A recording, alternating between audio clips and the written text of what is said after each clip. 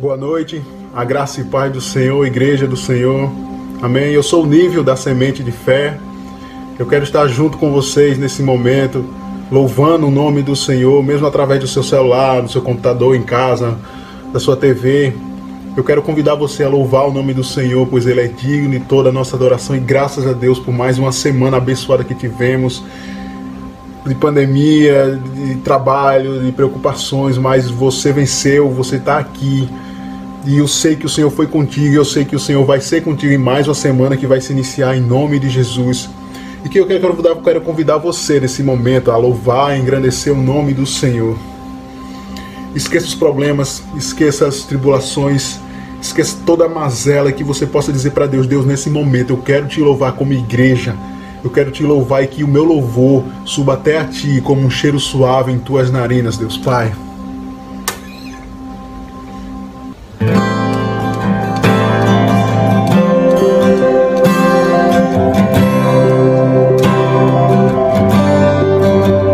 Nós estamos aqui tão sedentos de ti.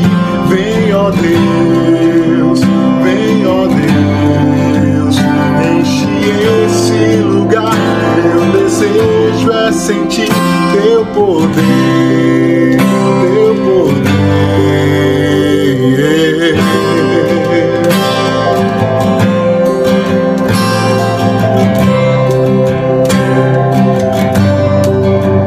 Nós estamos aqui tão sedentos de ti.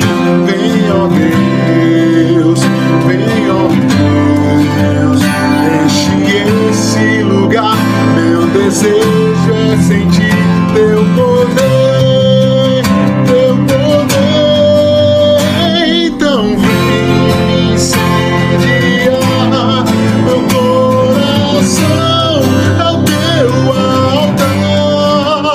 Quero ouvir o som do céu, tua glória contemplar.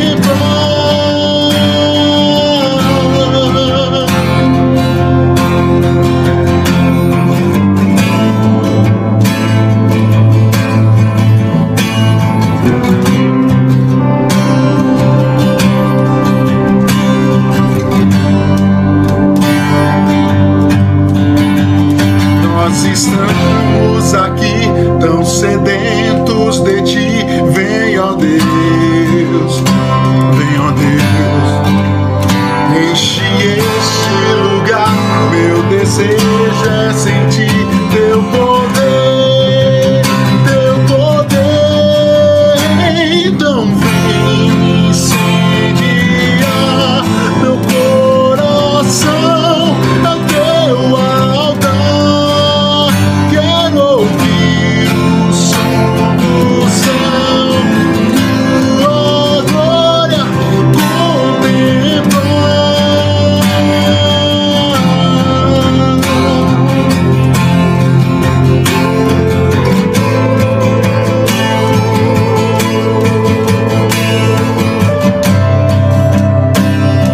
Santo és tu, Deus, digno de todo louvor, Senhor. Te damos honra, te damos glória, te damos honra, te damos glória. Teu é o poder para sempre, amém. Te damos honra, te damos glória. Teu é o poder para sempre, amém. Então vem incendiar meu coração é o teu altar. Quero ouvir o som do céu, tua glória contemplar.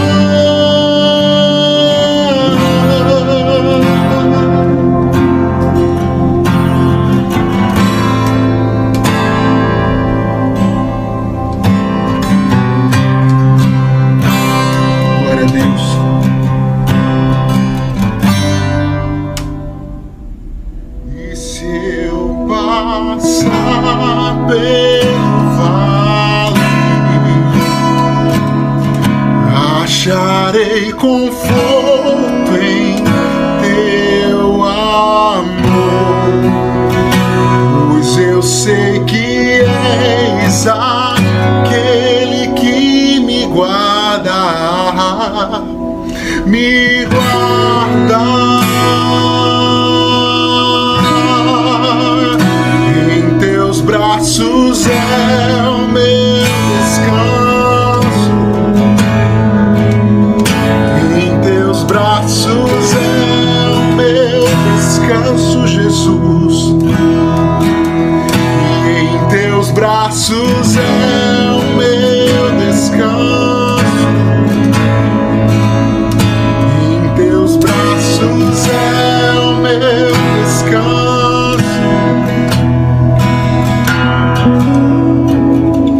Seguro estou nos braços daquele que nunca me deixou.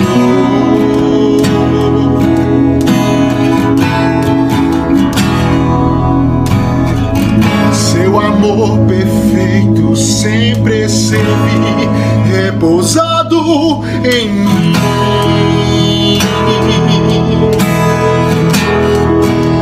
E se eu passar pelo vale,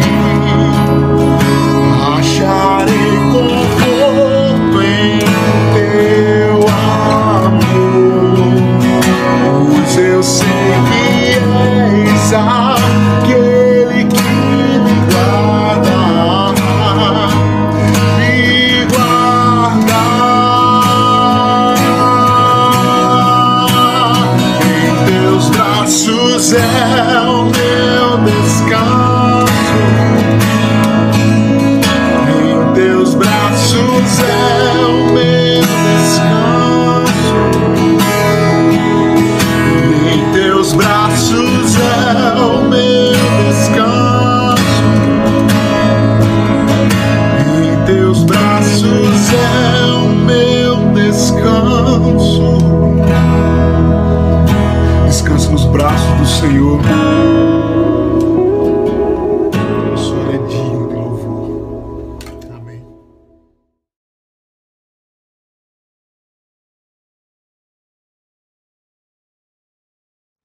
Boa noite a todos, saúdo com a graça e com a paz de Jesus. Prazer muito grande mais uma vez estar contigo nessa noite, desejando que Deus possa estar abençoando você, sua família, nesse momento tão difícil que passamos aqui no Brasil, onde cada dia que passa nós podemos perceber a aflição, a dor, o medo das pessoas. Eu sou o pastor Jean, da Igreja Batista do Candelária, aqui em Natal. Queremos hoje falar com vocês sobre o tema Conheça Jesus. Na semana passada nós falamos sobre o maior prazer, que é a sublimidade do conhecimento de Cristo, é a intimidade com Cristo. Sem dúvida, esse é o maior prazer, andar na presença de Cristo. Você conhece alguma pessoa importante? Quem você gostaria de conhecer? Eu gostaria de conhecer Pelé. Pelé, que foi o melhor jogador do século, reconhecido pela FIFA. Pelé, que nasceu em Minas Gerais, em Três Corações, no dia 23 de outubro de 1940, mesmo ano que eu nasci. Marcou 1.281 gols, um maior jogador que fez mais gols de todos os tempos. Também foi campeão pela seleção brasileira na Copa do Mundo de 1958, 62 e 70. Pelé também foi campeão mundial pelo Santos, foi campeão duas vezes pela Libertadores, em 1962 e 63, e foi o maior goleador da seleção brasileira, marcando 77 gols. Você talvez esteja perguntando o seguinte: o pastor conhece Pelé, mas será que eu conheço Pelé? Eu posso dizer que conheço Pelé? Para sua surpresa, eu não conheço Pelé. Eu conheço em parte, eu não conheço integralmente. E eu gostaria de conhecê-lo integralmente. Hoje à noite a minha proposta é que você possa entender que precisa conhecer Jesus, conhecer Ele usando o binômio teórico e o binômio teórico relacional. Precisa conhecer Jesus não somente de informação, mas precisa conhecer se relacionando com Ele. Certamente que se Pelé chegasse em algum lugar aqui em Natal e porventura se eu passasse por perto e falasse com ele, ele não ia saber quem eu era, porque afinal de contas eu não tenho um relacionamento com Pelé. Será que você tem relacionamento com Cristo? É preciso conhecer Jesus Cristo. Quem é Jesus para você?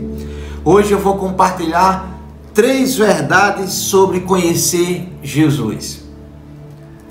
A primeira verdade é que conhecer Jesus produz transformação. Uma pessoa que conhece Jesus, não vive uma vida da mesma forma que ela viveu. Uma pessoa que conhece Jesus não vive na prática do pecado. Há uma frase na pedagogia que diz o seguinte: só há aprendizagem quando há mudança de comportamento. Eu podia utilizar essa frase e trazer para o mundo espiritual da igreja e dizer o seguinte: só há transformação quando há mudança de comportamento. Na verdade, nós podemos ver vários personagens da Bíblia que sua vida foi marcada pela transformação da sua vida.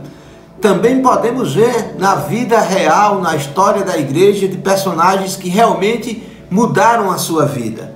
Por isso, pressupõe a ideia, em primeiro lugar, que gostaria de defender aqui essa verdade, que conhecer Jesus produz transformação. Uma pessoa não pode dizer que conhece Jesus se não for uma pessoa com um comportamento transformado, diferente. Também podemos notar nas Escrituras o caso de alguém que conhecia Jesus teoricamente, até andava com Jesus, até viu os milagres de Jesus. Ele viu muitas coisas acontecerem. Ele estava ao lado de Jesus, que era Judas. No entanto, ele, além de trair Jesus, ele viveu uma vida diferente. Ele não era uma pessoa transformada por Jesus. Ele tinha a sua agenda própria, ele tinha os seus planos, ele tinha o seu projeto pessoal, ele tinha o seu interesse pessoal. Ele não era alguém que poderíamos dizer que era alguém transformado, mudado a sua vida. Todo o tempo ele estava perto de Jesus, mas no entanto não tinha o coração transformado. O seu projeto pessoal, os seus interesses sobreponha aquilo que se esperava de um verdadeiro discípulo de Jesus, ao ponto de que é conhecido por todos nós que Judas costumazmente roubava a tesouraria dos discípulos. Ele é quem cuidava do dinheiro e certamente o seu projeto político de vida era diferente daquele que Jesus queria para a vida dele, para a vida dos discípulos. No entanto, ele abriu mão e não quis o projeto de Jesus Cristo. Ele quis viver um Jesus da sua maneira, a sua maneira, e isso não deu certo. E por isso que o final dele foi um final trágico, conhecido por todos nós. No texto da palavra de Deus, na segunda de Paulo aos Coríntios, capítulo 5, versos 16 e 17, diz o seguinte: portanto, se alguém está em Cristo, é nova criação. Em outras versões, você vai encontrar a palavra nova criatura. As coisas antigas já passaram, e eis que tudo se fez novo. Esses são os transformados, os mudados em seu comportamento por Jesus Cristo, porque conhecer Jesus, como disse, produz transformação. É uma vida diferente, não é a mesma vida, é uma visão de mundo diferente, é uma perspectiva de vida diferente. O texto diz: as coisas antigas já passaram, já não são mais da mesma forma. O andar é diferente, o falar é diferente, o viver é diferente, as companhias, de maneira geral, são diferentes, a leitura é diferente, a visão de mundo é diferente, tudo é diferente. A palavra de Deus tem um texto que gosto muito, Provérbios, capítulo 4, versículo 18, estava lendo essa semana, juntamente com minha esposa e com Brena, esse texto, e ele falou muito ao nosso coração. O texto que diz o seguinte: entretanto, a vereda dos justos é como a luz da aurora, que vai brilhando cada vez mais até a plena iluminação do dia. Eu lembro que um tempo atrás, quando caminhava logo cedinho, de 4:30 da manhã, eu saía de casa, ia lá para o Parque de Todos, um lugar lindo, maravilhoso, e nós chegávamos e lá só abria de 5 horas e ficávamos esperando abrir. Quando abria, que nós entrávamos, ainda estava um pouco escuro e de repente a luz da aurora começava a aparecer e o dia começava a clarear, a amanhecer. Que coisa linda! E aquele sol vai aparecendo, e quando nós voltávamos, aquele sol já estava forte. E ao meio-dia, quando já perto da hora do almoço, aquele sol já estava muito forte. E assim deve ser a vida do crente. Ele começa com a luz da aurora, ele vai brilhando, ele vai brilhando, ele vai brilhando, ele vai brilhando, e ele fica tão forte que as pessoas podem ver a luz de Cristo, porque o conhecer de Cristo produz transformação. Há um texto também que podemos fazer essa relação com essa verdade, que é em Oséias, capítulo 6, versículo 3, que diz: conheçamos e prossigamos firmemente, adorando e conhecendo Yahvé, o Senhor, tão certo como nasce o sol, sua vinda ocorrerá sobre todos nós, como as boas chuvas que vivificam a terra em tempos apropriados. Então, o autor, o profeta do Velho Testamento, está nos recomendando a conhecer Deus, a conhecer Jesus e a prosseguir Jesus, e o modo que ele fala, firmemente, querendo conhecer Jesus. Por isso, meu querido, minha querida, conheça Jesus. Não conheça ele somente teoricamente, somente obtendo informações sobre ele. Isso é importante também.